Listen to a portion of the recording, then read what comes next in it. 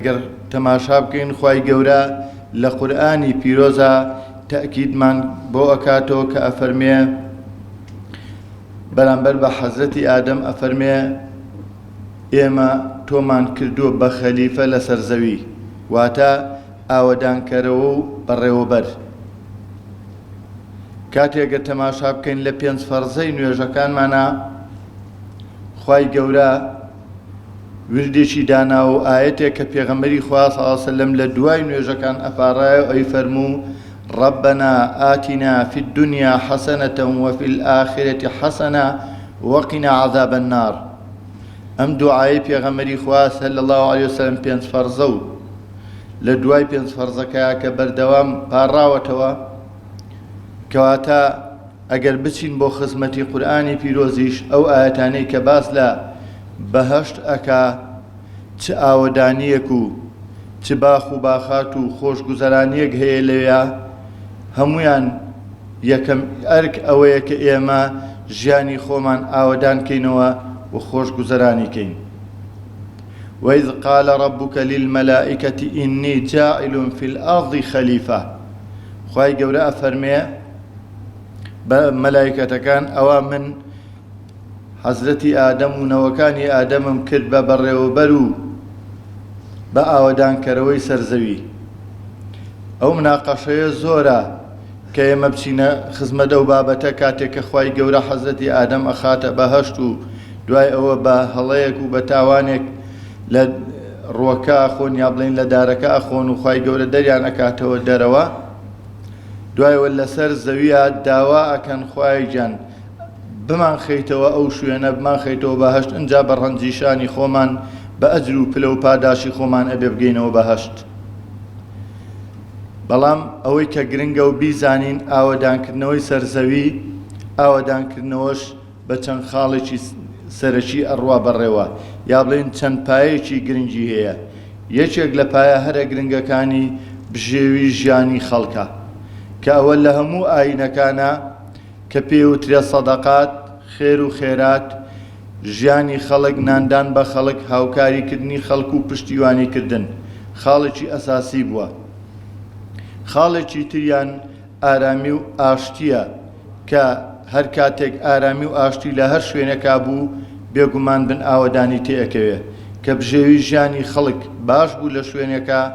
ئاوەدانی تێئەکەوێت. ئەگەر خەڵکی هاوکار و کۆمەک و پشتیوانی یەکتری بوون،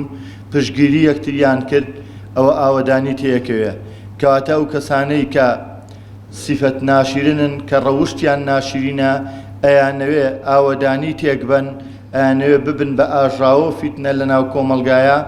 خەڵکەکە هاوکاریەکی کرد و پشتگیری یەکتری کرد، ئەوانە لا ئەسن و لایەن ئەبەن. خۆشەویستان، سەنتەری سەرەکی دروستبوونی ژیان بە حەوتەوەقەی ئاسمانەوە بەم سەرزەوی کە ئێمە تیایین بەوەی کە ئاوەدانی دروست بێ مرۆڤە. مرۆڤیش لە هەموو ئاینەکانە چەندین جار باسمان کردووە پاراستنی ژیانی، پاراستنی عەقڵی، پاراستنی ئاینەکەی، نەسل و نەوە و نیکاحە شەرعیەکەی، سەروەت و سامان و ماڵی واجبی سەرشانی هەریەکێکمانە، چونکە ئەوە ئاینە. ئەو ئەرکە خاتە سەرمان ئەبێ ئاگامان لەم شتانەی مرۆڤ بێت، واتە سەروەری پێشێل نەکەین، ژیانی نەکەوێتە مەترسیەوە. ئەگەر هەر کەسێک تیرۆرست و تونڕەو بوو پەلاماری کافرکردن و خوێنڕشتنی خەڵکییا بزانن ئەوە دینی نییە، یەقینتان هەبێ دینی نییە، چونکە دین هاتووە بۆ پاراستنی ئارامی و ئاشتی و خۆشگوزەرانی ژیانی خەڵک.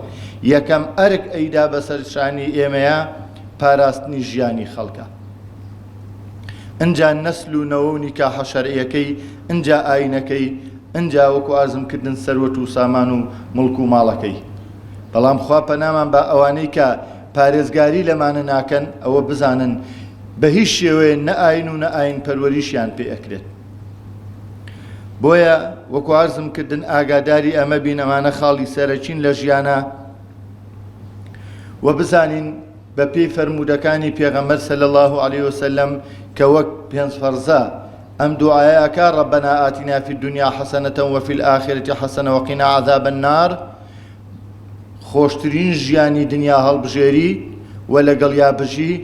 و بەو شێوەیەش دنیا بۆ خۆت بکەی بە بەهەشت بۆ ئەوەی ئینشاءڵڵا بەهەشتەکەی ترت دەستکەوێ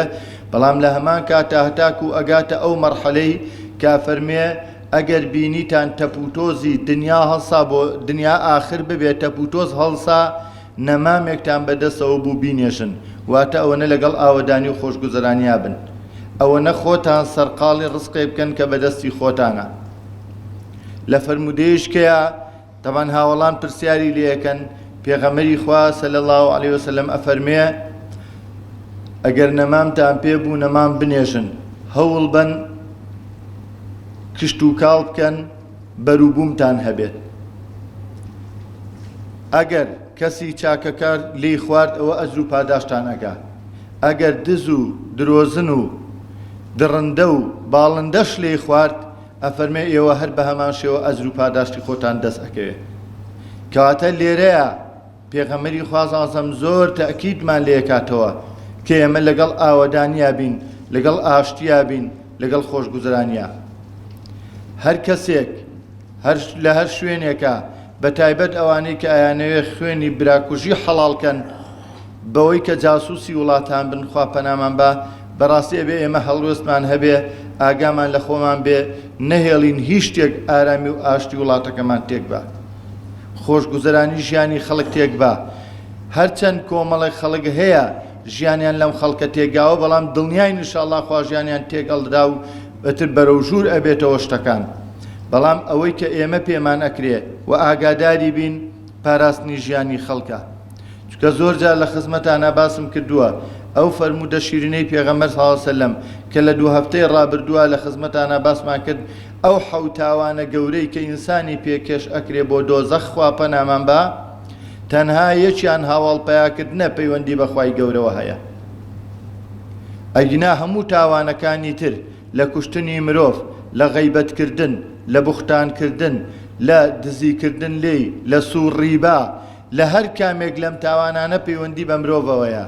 خوای گەورە هەموو ئەو شتانەی حرام کردووە کەسێک چاوی لە ماڵی خەڵکەوە بێ لە ڕزقی خەڵکەوە بێ یا غەیبەتی خەڵک بکە یا بوختانی بۆ بکە یا تۆمەت و تەشهیر و تاوان یا بچێت جاسووسی بەسەرەوە بکە خوا پەنامان بە جاسووسیش بەسەر چێ بەسەر برای خۆتەوە ئاەت زۆرە لەسەرەوەی کە هەر یەکێک لەو نەخۆشیانە چەندین باس و بابەتی خۆی هەڵئەگرێ بەڵام هەر ئەوەنە تێبگەین کە جاسووسی حرامە کە غەیبەت و بوختان حرامە ئەگەر هەر کەسێک کردی لە مەجلیسەکەشی هەڵسین بڕۆین ماڵی خەڵک حرامە خواردنی سوور ڕیبا حرامە بە هەموو شێوەیەک کەواتە ئەگەر لە هەر مەجلیسێکە لە هەر دادگایەکە لە هەر شوێنێکە شتی وا کرا هەڵسە و بەجێی بێڵە چونکە نائەدالەتی خوای گەورە بە هیچ شێوەیە قبوڵی ناکە بە هیچ شێوەیە خوا قبوڵی ناکە ئاگامان لەم حاڵەتانە بێ ئازیزانم وەکو عەرزم کردن شت زۆرە کە لە خزمەتانە باسکەم بەڵام ئەوەی کە ئەگەر بچینە خزمەت دەیان ئاەت یەکێک لەوانە ئەفەرمێ هو ئەنشأ لەکم من الأرض واستعمركم فيها خوای گەورە سەرزەوی بۆ ئێمە فەراهێمێناوە دەی با ئێمەش بمێنینەوە بە ئاوەدانکەرەوە تایە با بمێنینەوە بەوەی کە چێژ لە ژیانی خۆمان ببینین و ئەنجا لەو ژیانەش ئەگەر تەماشای ئاەتەکانی تر بکەین وەکو عەرزم کردن لەو قسەیە کە قسەی حەزرەتی ئادەمە لەگەڵ ئیبلیسە کاتێک کە ئیبلیس مقەڕەبینی بارەگای خوای گەورەیە ئەیەوێ خۆی بەڕێوەبەر و ئاوەدانکەرەوەی سەر زەوی بێ و کاتێک کە خوای گەورە حەزرەتی ئادەم ئەکا بە ئاوەدانکەرەوەی سەر زەوی ئیبلیس پێی ئەڵێ خوایە جان ئەمانە سەر زەوی تێک ئەدەن فەساد بڵاوەکەنەوە یەکتری ئەکوژن غەیبەت و بوختانەکەن تۆمەت و تەشهیر و تاوان بۆ یەکتری ماڵی یەکتری ئەخۆن خوای گەورە فەرمێ من باشتر ئەزانم لە تۆ چکە بەمە تاقیمان ئەکاتەوە خوای گەورە با بزانن ئیبلیس لە نزیکترین کەسانی بارەگای خوا بووە کە مەلایکەتەکانی تری بردووە بەلای ڕەب العالەمین بە شێوەیەک بووە کە زانیوێتی لەم سەر زەویە چی ڕوئەدا بۆیە هەتا ئەگەر تەماشا بکەین لەو ئاەتانەی کە باس لەوەکە ئەفەرمێ خوای گەورە ئەو ئەمانەتەی کە سپاردی بە حەزرەتی ئادەم بە ئینسان بە مرۆڤایەتی شاخەکان پێیان هەڵ ناگیرا ئەگەر بخرایەتە سەر ئەو شاخانە لە توپەت ئەبوون. بۆیە خۆشەویستان ئاگادار بین، بزانین چه ئەمانەتێکی قورسە ئاوەدانکردنەوەی سەرزەوی و خۆشگوزەرانکردنی ژیانی خەڵکی، و چه قورسە کە تۆ سەبر و ئارامت هەبێ لەگەڵ ئەو هەموو نەهامەتیانە و ئەو هەموو فەسادەی کە کۆمەڵی خەڵک بەسەر کۆمەڵی خەڵکی تری ئەهێنێ. چ تاوانێکی گەورەیە لە کاتێکا ئیبلیس تەنها و تەنها ڕێزی سوژدەی ڕێزی بۆ حەزەتی ئادەم نەبرد، سوژدەی ڕێزی بۆ حەزەتی ئادەم نەبرد، خوای گەورە هەتایە بەر نەفرەتی خست و دووری خستەوە لە بارەگای خۆی، دووری خستەوە لە بارەگای خۆی، بەر نەفرەتی هەتایی کەوت. دەی بزانن کە ئەبێ ئەو مرۆڤانە چەند تاوانبار بن لە کاتێکا ئاوەدانی و خۆشگوزەرانی ژیانی خەڵک تێگەدەن، لە کاتێکا ئەبن بە فیتنە. بۆیە ئەوەنە بزانین، وەکو عەرزم کردن ئەوەنە تەئکید بێتەوە لامان کە بزانین لەم ڕۆژە جیهانیەیە کە هەموو ئەو خاڵانە بەیەکەوەن، ئەگەر تۆ مرۆڤێکت ڕزگار کردبێ بە خوێنەکەت بزانە وەکو هەموو سەرزەویت ڕزگار کردووە. ئەگەر بێت و دڵی مرۆڤێکت خۆش کردبێ خوای گەورە لە قیامەتا دڵت خۆش ئەکاتەوە. ئەگەر هەر کارێکی خێر و چاکت کردبووە خوای گەورە یەک بەدا هەتاکو یەک بە 700 ئەجر و پاداشت ئەداتەوە، بەدەر لەوەی کە بەرەکەتیش ئەخاتە ژیان و ماڵتەوە. بە ئومێدی ئەوەی کە بتوانین ئارامی و خۆشگوزەرانی ئاشتی لە ژیانمانە بەرقەرار بێ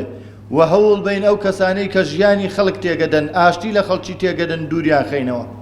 دووریان خەینەوە لە خۆمان و داوا بکەین خوای گەورە لە کۆڵمانیان کاتەوە.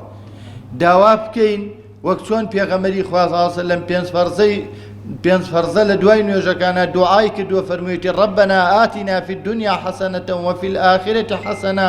وقنا عذاب النار. داوا بکەین پەروەردگارە خۆشترین ژیانی دنیامان پێبەخشی و لە ڕۆژی قیامەتیشا خۆشترین ژیانمان پێبەخشی و لە ئاگر بمان پارێزێ ئینشاءالله. ئازان لە ئاەتەکانە خوای گەورە بە نەسی قورئانە فەرمێ لەسەر زەویە چ چاکەیە بکەن پاداشەکەی وەرەگرنەوە، تەنانەت ئەو کەسانەی کە باوەڕیشیان بەخوانیە سەرزەوی ئاوەدانەکەنەوە خێر و خۆشی و چێژەکەی لە دنیا لێ بینن با بزانن. بۆیە ئاگامان لەوە بێ بە ئومێدی ئەوەی کە ئینشاءالله ئاشتی و خۆشی و خەیر و بەرەکەت وڵاتەکەمان داپۆشێت، وڵاتەکەمان لە شەڕ و ناکۆچی و ناڕەحەتی و نەهامەتی بەدوور بێت. یا رب العالمین سەربەرزی دنیا و قیامەتمان بکەیت، عاقبەت خێرمان بکەیت، بە بەهەشتەکەی خۆتمان شاد بکەیت، حەشرمان بکەیت لەگەڵ پێغەمبەران و پیاوچاکان، لەگەڵ ئەولیا و ئەنبیا، لەگەڵ سەدیقین و شوهەدا. یا رب العالمین ئاشتی و خۆشی و خێر و بەرەکەت برژێنی بەسەر وڵاتەکەمانە، وڵاتەکەمان لە شەڕ و ناکۆچی و ناڕەحەتی و نەهامەتی بەدوور بکەیت. یا رب العالمین دەفعی زاڵم بە زاڵم بکەیت و ئێمەش لە بینیانە ڕزگار بکەیت. یا رب العالمین دەفعی زاڵم بە زاڵم بکەیت و ئێمەش لە بینیانە ڕزگار بکەیت. یا رب العالمین دەستی زەلیلیمان بەرزەکەینەوە، داوات لێ یەکەین خۆت پارێزەرمان بیت، خۆتمان پارێزی. هەر کەسێک عەزیەتمانەکا و ئازارمانەکا خوایە جان خۆت چیتەوە بەگژیا، خوایە جان خۆتمان پارێزی، خۆت دوژمنەکانمان لە ناوبەری. یا رب العالمین سەربەرزی دنیا و قیامەتمان بکەیت، لە ڕۆژی قیامەتە لەژێر سێبەری خۆتا حەشرمان بکەیت، بەر شەفاعەتی پێغەمبەرمان بکەیت صلی الله علیه وسلم، لە حەوزی کەوسەر لە خزمەتی پێغەمبەر صلی الله علیه وسلم ئاو بخۆینەوە، لە دەرگای قورئان خوێنان و ڕۆژوانانە و بە فردەوس العەلی خۆتمان شاد بکەیت. یا رب العالمین ڕەحممان پێ بکەیت بە قورئان، قورئان بکەیت بە ئیماممان، قورئان بکەیت بە نور و هیدایەت و ڕەحمەت و بەرەکەت بۆمان، بیکەیت بە تکاکاری ڕۆژی قیامەتمان، شیفای نەخۆشیەکانمان بێ بە قورئان.